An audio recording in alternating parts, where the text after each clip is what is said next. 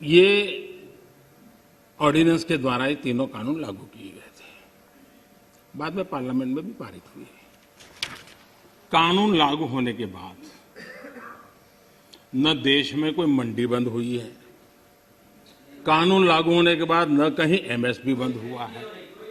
ये सच्चाई है जिसको हम छुपा करके बातें करते हैं, इसका कोई मतलब नहीं है। इतना ही नहीं, एमएसपी की खरीदी भी बढ़ी है और ये कानून नए बनने के बाद बढ़ी है। और इसलिए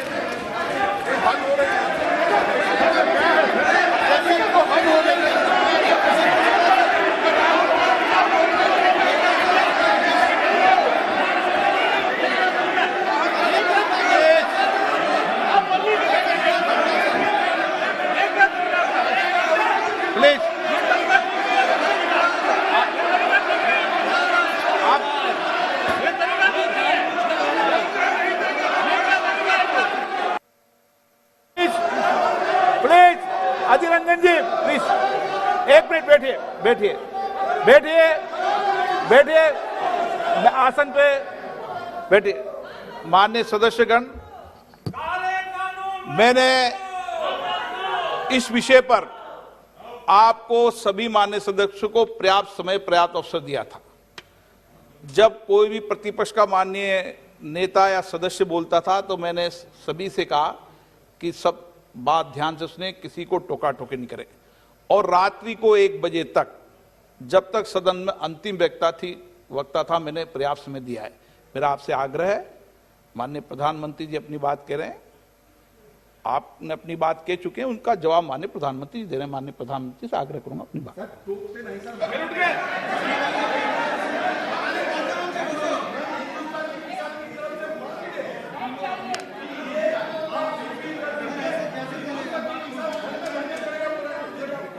प्रधानमंत्री, माननीय अध्यक्ष जी, ये हो हल्ला, ये आवाज, ये रुकावटें डालने का प्रयास एक सोची समझी रणनीति के तहत है। और सोची समझी रणनीति ये है कि जो झूठ फैलाया है, जो अफवाहें फैलाई हैं, उसका पर्दाफाश हो जाएगा, सत्य वहां पहुंच जाएगा तो उनका टिकना भारी हो जाएगा। और इसलिए हो हल्ला करते रहो, जैसा बाहर करते हैं वैसा अंदर भी करते रहो, यही खेल चलता रहा है। लेकिन इससे कभी भी आप लोगों का विश्वास नहीं जीत पाओगे, मान के चलो। माननीय अध्यक्ष जी, ऑर्डिनेंस के बाद और पार्लियामेंट में कानून बनने के बाद किसी भी किसान से मैं पूछना चाहता हूं कि पहले जो हक उनके पास थे, जो व्यवस्थाएं उनके पास थी, उसमें से कुछ भी इस नए कानून ने छीन लिया है क्या? इसकी चर्चा, उसका जवाब कोई देता नहीं है। सब कुछ वैसा का वैसा वो है पुराना। क्या हुआ है? एक अतिरिक्त विकल्प व्यवस्था मिली है, वो भी क्या कंपलसरी है? किसी कानून का विरोध तो तब मायना रखता है कि जब वो कंपलसरी हो। ये तो ऑप्शनल है। आपको मर्जी पड़े यहां जाना है जाइए, आपको मर्जी पड़े वहां नहीं जाना है वहां जाइए, जहां ज्यादा फायदा हो वहां किसान चला जाए, ये व्यवस्था की गई है। और इसलिए प्लीज अधीर रंजन जी, अब ज्यादा हो रहा है। अधीर रंजन जी प्लीज, अब ज्यादा हो रहा है, अब ज्यादा हो रहा है। मैं आपका रिस्पेक्ट करने वाला इंसान हूं और मैंने पहले कह दिया, आपने जितना किया, जहां रजिस्टर होना हो गया। और बंगाल में भी टीएमसी से ज्यादा पब्लिसिटी आपको मिल जाएगी। बाबा क्यों इतना? हाँ दादा, देखो मैं बता दिया, चिंता मत करो, मैंने बता दिया।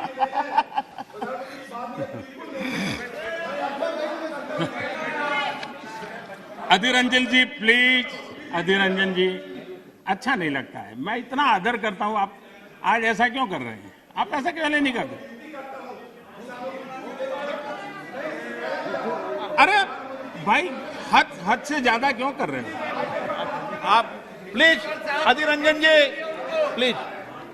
माननीय सदस्य दादा प्लीज। ये नए कानून अध्यक्ष जी, किसी भी के लिए बंधन करता नहीं है, ऐसे कानून है। उनके लिए ऑप्शन है, और जहां ऑप्शन है वहां विरोध के लिए कोई कारण ही नहीं बनता है। हां, ऐसा कोई कानून जो ऐसे थोप दिया हो, उसके लिए विरोध का कारण बनता है। और इसलिए मैं कहता हूं लोगों को, और मैं देख रहा हूं आंदोलन का एक नया तरीका है। क्या तरीका है? आंदोलनकारी जो होते हैं वो ऐसे तरीके नहीं अपनाते। आंदोलनजीवी होते हैं वो ऐसे तरीके अपनाते हैं, और वो कहते हैं ऐसा हुआ तो ऐसा होगा, ऐसा होगा तो ऐसा होगा, ऐसा होगा तो ऐसा होगा। अरे भाई, जो कुछ हुआ ही नहीं, जो होना नहीं है, उसका भय पैदा कर करके, और पिछले कई सालों से लगातार सुप्रीम कोर्ट का एक जजमेंट आ जाए, कोई निर्णय नहीं हुआ है, और एकदम से तूफान खड़ा कर दिया जाए, आग लगा दी जाए देश में। ये जो तौर तरीके हैं, उन तौर तरीके जो भी लोकतंत्र में विश्वास करते हैं, जो भी अहिंसा में विश्वास करते हैं, उन सबके लिए चिंता का विषय होना चाहिए। ये सरकार की चिंता का नहीं, देश की चिंता का विषय होना चाहिए।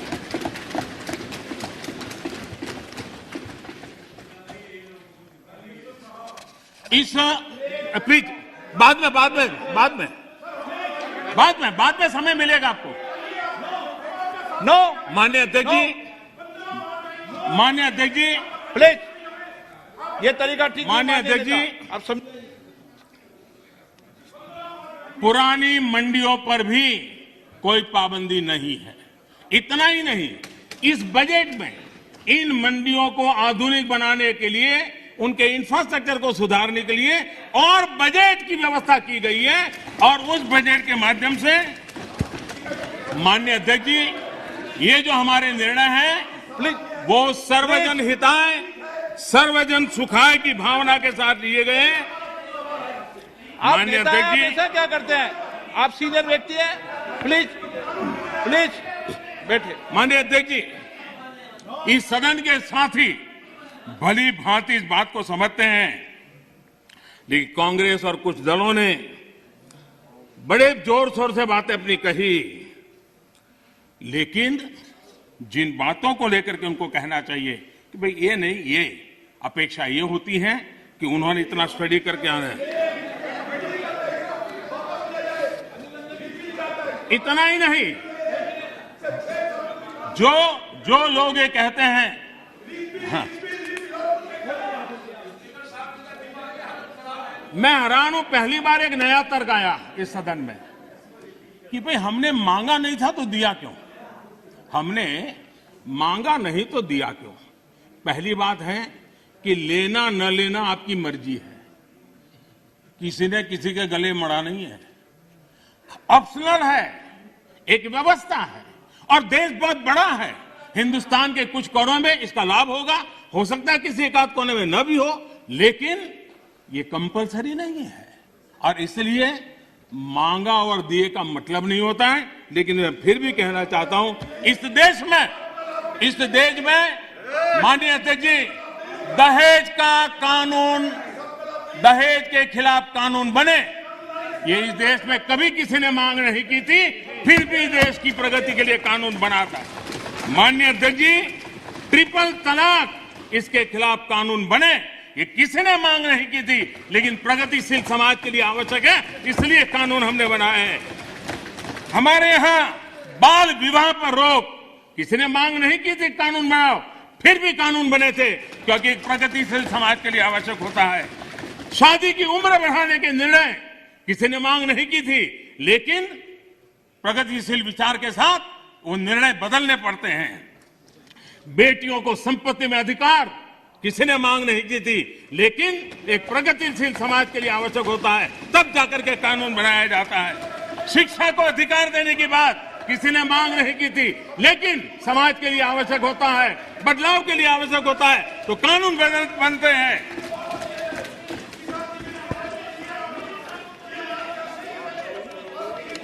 क्या कभी भी इतने सुधार हुए, बदलते हुए समाज ने इसको स्वीकार किया कि नहीं किया, ये दुनिया पूरी तरह जानती है। माननीय अध्यक्ष जी, आप जानते हैं,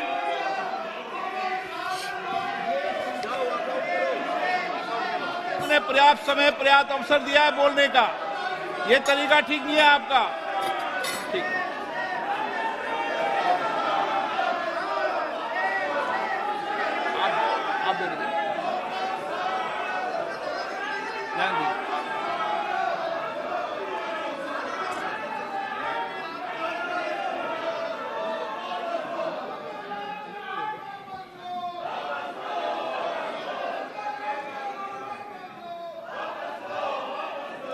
माननीय अध्यक्ष जी,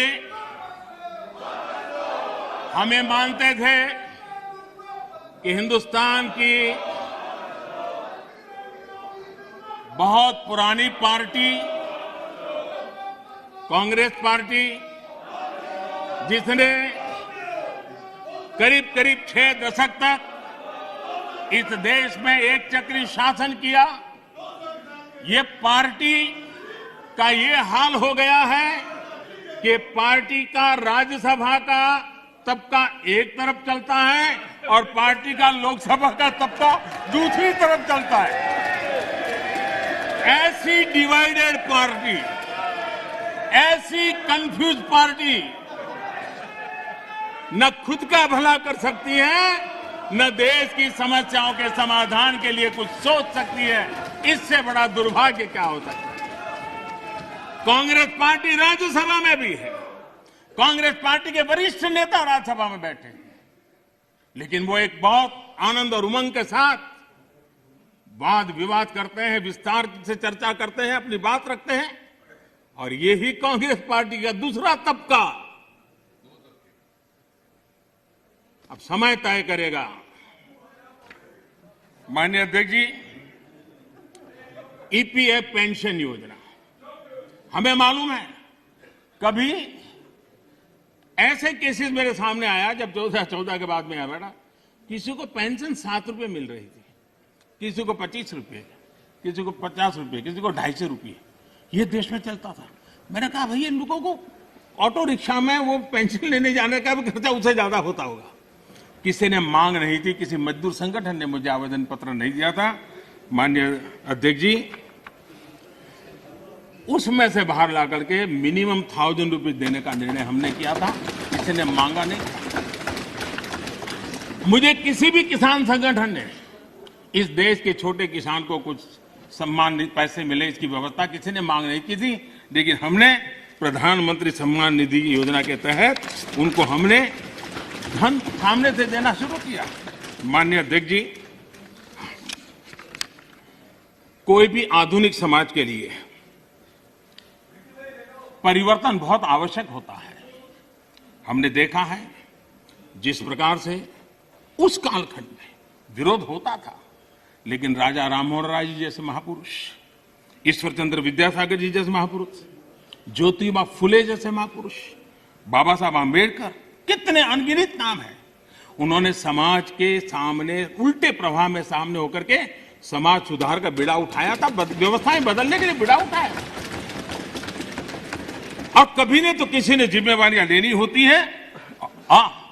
ऐसी चीजों का शुरू में विरोध होता है, जब बात सत्य पहुंचता है तो लोग इसको स्वीकार भी कर लेते हैं। और हिंदुस्तान इतना बड़ा देश है, कोई भी निर्णय 100% सबको स्वीकार्य हो, ऐसा संभव ही नहीं हो सकता है। ये देश विविधताओं से भरा हुआ है। किसी एक जगह पे वो बहुत लाभ करता होगा, किसी जगह पे कम लाभ करता होगा, किसी जगह पे था जो पहले के लाभ उसको वंचित करता होगा। लेकिन ऐसी तो कितने बड़े देश में व्यवस्था नहीं हो सकती है कि हम उसमें कोई, लेकिन एक लार्जर इंटरेस्ट, देश में निर्णय जो होते हैं लार्जर, सर्वजन हिताय सर्वजन सुखाय निर्णय होते हैं और उसको लेकर के हम काम करते हैं। माननीय अध्यक्ष जी, ये सोच के साथ मेरा विरोध है। जब ये कहा जाता है मांगा था क्या हम सामंतशाही हैं क्या कि देश की जनता याचक की तरह हमसे मांगे, उनको मांगने के लिए मजबूर करें? ये मांगने के लिए मजबूर करने वाली सोच लोकतंत्र की सोच नहीं हो सकती। माननीय अध्यक्ष, सरकारें संवेदनशील होनी चाहिए। लोकतांत्रिक तरीके से जनता की भलाई के लिए सरकार ने जिम्मेवारियां लेकर के आगे आना चाहिए। और इसलिए इस देश की जनता ने आयुष्मान योजना नहीं मांगी थी, लेकिन हमें लगा कि गरीब की बीमारी में बचाना है तो आयुष्मान भारत योजना लेकर के जाना चाहिए। इस देश के गरीब ने बैंक अकाउंट के लिए कोई जुलूस नहीं निकाला था, कोई मेमोरेंडम नहीं भेजा था। हमने जनधन योजना की थी और हमने इस जनधन योजना से उसके खाते खोले थे। किसी ने भी स्वच्छ भारत की मांग किसने की थी, लेकिन देश ने के सामने स्वच्छ भारत लेकर के गए, मामला चल पड़ा। कहां लोगों ने कहा था मेरे घर में शौचालय बनाओ, किसी ने मांगा नहीं था, लेकिन हमने 10 करोड़ घरों में शौचालय बनाने का काम किया। मांगा जाए तभी सरकार काम करे, वो वक्त चला गया। ये लोकतंत्र है, ये सामंतशाही नहीं है। हम लोगों ने लोगों की संवेदनाओं को समझ करके हमने सामने से देना चाहिए। नागरिकों को याचक बना करके हम नागरिकों का आत्मविश्वास नहीं बढ़ा सकते हैं। हमने नागरिकों को अधिकार देने के दिशा में आगे बढ़ते रहना चाहिए। नागरिक को याचक बनाने से नागरिक का आत्मविश्वास खत्म हो जाता है। नागरिक का सामर्थ्य पैदा करने के लिए, उसका आत्मविश्वास पैदा करने के लिए हमारे कदम होने चाहिए और हमने इस दिशा में कदम उठाए हैं।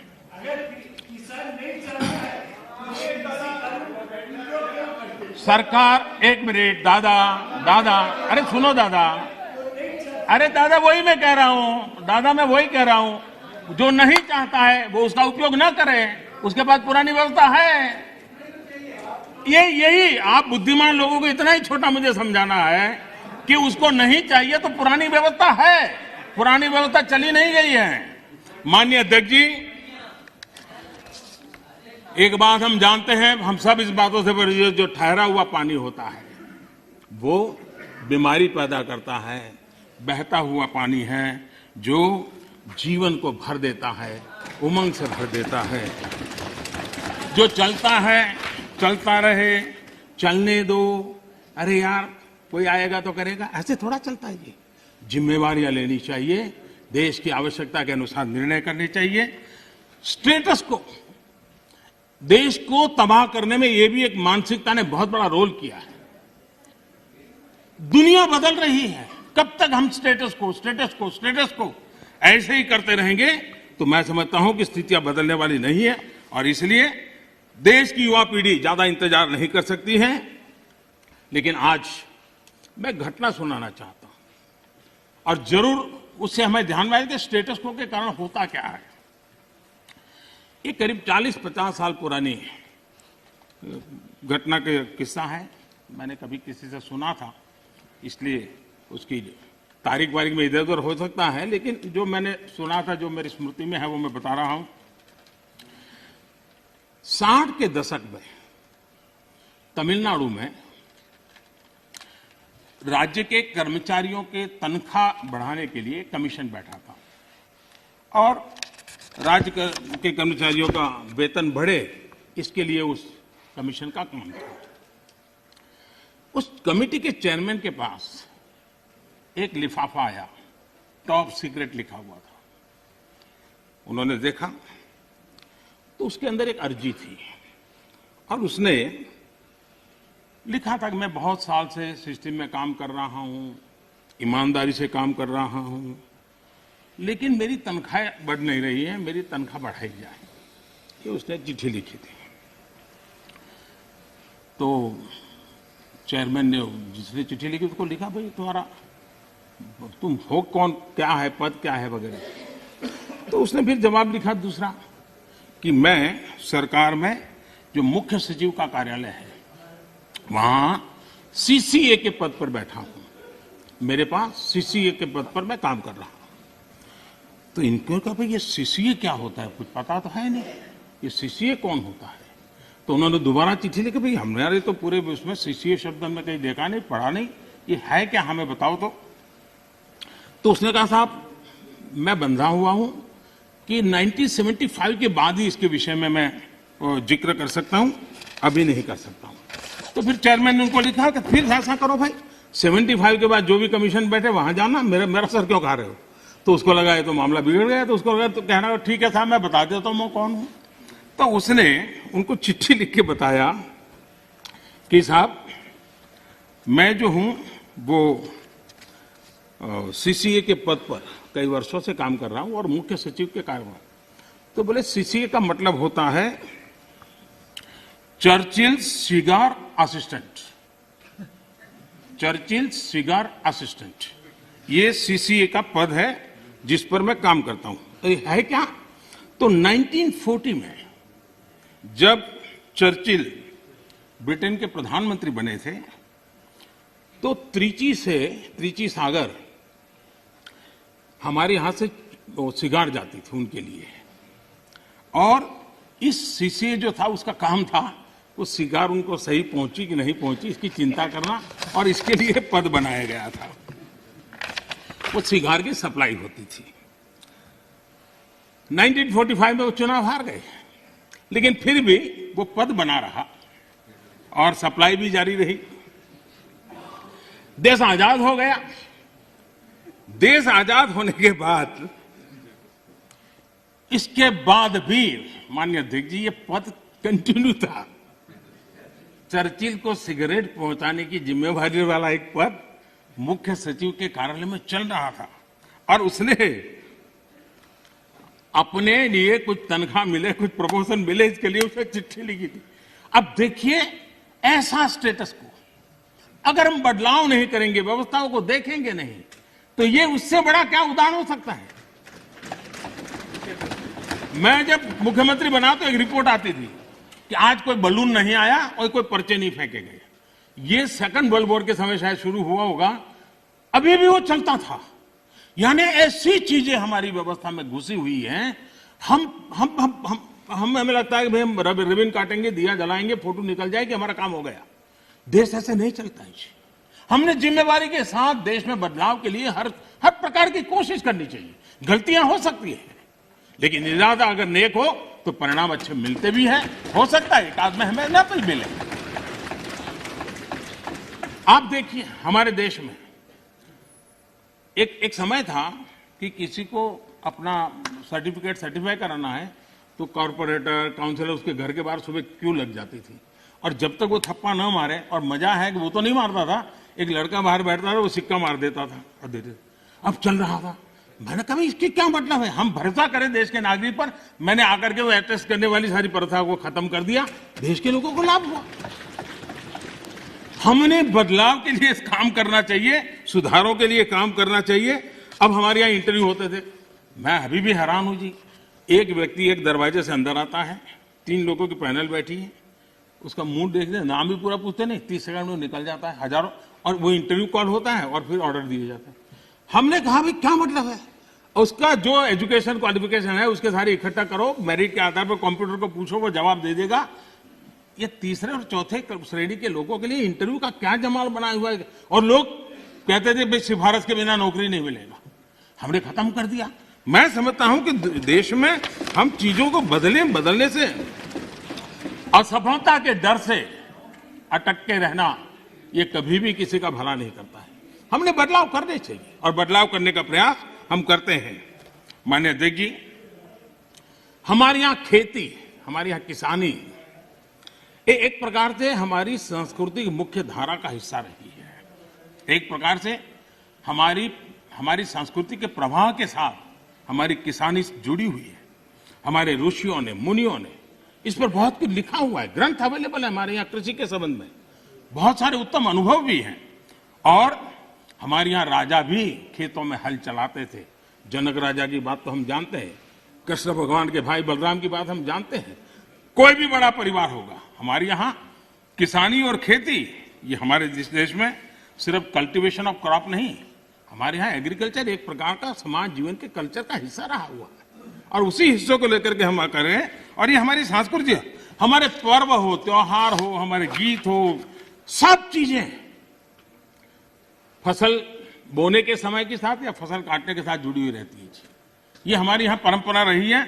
हमारे जितने लोकगीत हैं वो भी किसानी से जुड़े हुए होते हैं, फसल से जुड़े। हमारे त्योहार भी उसी से जुड़े हुए रहते हैं। और इसलिए, और हमारे देश की विशेषता देखिए, हमारे यहाँ किसी को आशीर्वाद देते हैं, शुभकामना देते हैं, तो उसके साथ धन धान्य शब्द उपयोग करते हैं। धन धान्य, धन और धान्य को हमारे यहाँ अलग नहीं करते हैं।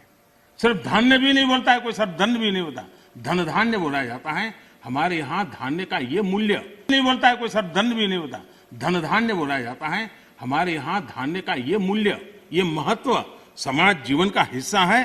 और जो स्थितियां बदली हैं, तो हमने भी उसको फिर से एक पटरी पर लाने के लिए प्रयास करने की आवश्यकता है। राज्यसभा के अंदर मैंने विस्तार से छोटे किसानों के संबंध में बात कही है। और देश का 80-85% वर्ग, इसको हम उपेक्षित रख करके देश का भला नहीं कर सकते। हमने उसके लिए कुछ सोचना ही होगा और बड़ी नक्करता के साथ हमने सोचना होगा। और मैंने गिन करके बताया है कि छोटे किसानों की कैसी उपेक्षा हुई है, किसानों के नाम पे हुई है।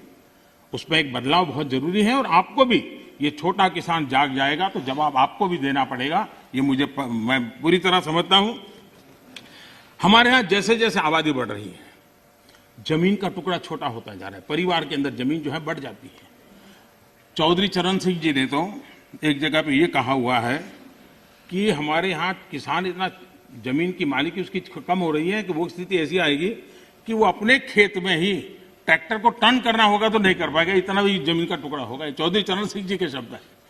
तो ऐसी जब चिंता हमारे इन महापुरुषों ने हमारे सामने की है तो हमें भी तो कुछ न कुछ व्यवस्थाएं करनी होगी।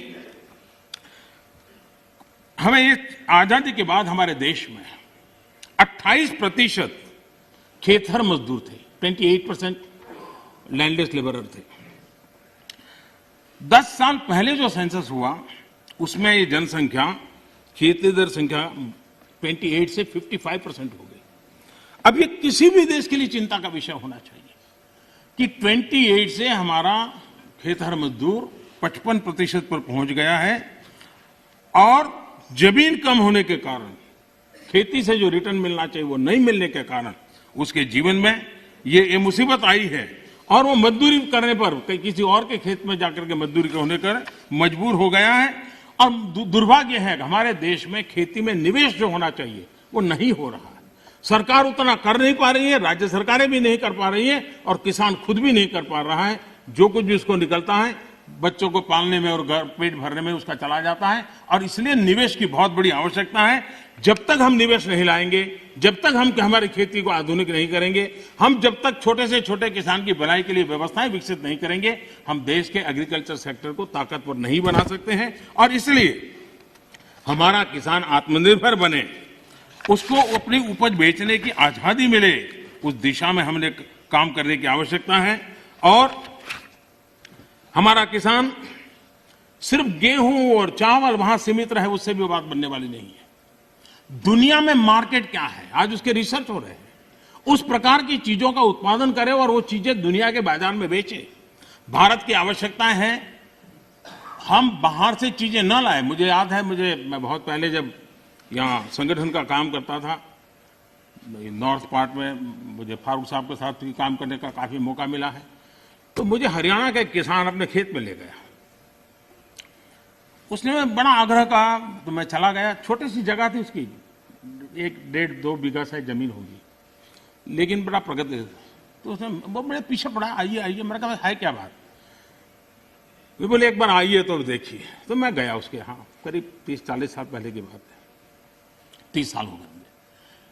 उन्होंने क्या किया, दिल्ली के 5 स्टार होटल्स में जो चीजें सब्जियां वगैरह विदेशों से लाते थे उसने उसका स्टडी किया। अगर उनको छोटे कॉर्न चाहिए, उनको छोटे टमाटर चाहिए, और उसने अपनी उस छोटी सी जगह में और रिस्ट्रिक्टेड वातावरण के अंदर लोगों की मदद लेके वो फसल पाया। और मजा है कि दिल्ली 5 स्टार के होटलों में उसका माल जाना शुरू हो गया। हमारे देश में थोड़ा सा बदलाव करें हम। अब हमने कभी सोचा है स्ट्रॉबेरी हम बाय एंड लार्ज मानते हैं कि वो ये ठंडे प्रदेशों का है। मैं देख रहा हूं जी कच्छ के रेगिस्तान में स्ट्रॉबेरी हो रही है। मैं देख रहा हूं जी मध्य प्रदेश के अंदर, उत्तर प्रदेश के अंदर वहां स्ट्रॉबेरी हो रही है। बुंदेलखंड में जहां पानी की दिक्कत है। इसका मतलब ये हुआ कि हमारे यहाँ संभावनाएं हैं। हमारे किसान को गाइड करके हम नई नई चीजों पे ले जाएंगे। मैं जरूर मानता हूं कि हमारा देश का किसान आगे आएगा, लेकिन उसको ये ठीक है, उसका अनुभव ऐसा है कि उसको हिम्मत देनी पड़ती है, उसका हाथ पकड़ना पड़ता है, उसको हाथ लेकर के चलना पड़ता है। अगर वो चल पड़ता है तो कमाल करके दिखाता है। उसी प्रकार से कृषि के अंदर जितने नए रास्ते निवेश बढ़ेगा, मैं मानता हूं रोजगार के अवसर भी बढ़ने वाले हैं और दुनिया में एक हमें नया मार्केट मिल सकता है। हमारे यहाँ ग्रामीण अर्थव्यवस्था में सुधारने के लिए एग्रो बीज इंडस्ट्री की संभावनाएं भी बढ़ेगी और इसलिए हमें इस पूरे क्षेत्र को आत्मनिर्भर बनाने की दिशा में हमने जरूर काम करना चाहिए। कई विपरीत परिस्थितियों में भी हमारे किसान ने रिकॉर्ड उत्पादन किया है। कोरोना काल में भी रिकॉर्ड उत्पादन किया है। ये हम सब की जिम्मेदारी है कि हमारे किसान की जो परेशानियां हैं वो कम हो उनके सामने जो चुनौतियां हैं वो चुनौतियां कम करने के लिए हम कुछ कदम उठाएं और इन कृषि सुधारों से हम उस दिशा में कुछ न कुछ करने का प्रयास कर रहे हैं। किसानों को एक बराबरी का प्लेटफॉर्म दे पाए, हम आधुनिक टेक्नोलॉजी दे पाए, उनके अंदर एक नया आत्मविश्वास भर पाए, उस दिशा में सकारात्मक सोच की बहुत आवश्यकता है। पुरानी सोच, पुराने मानदंड अब किसानी का भला कर पाते तो बहुत पहले कर पाते।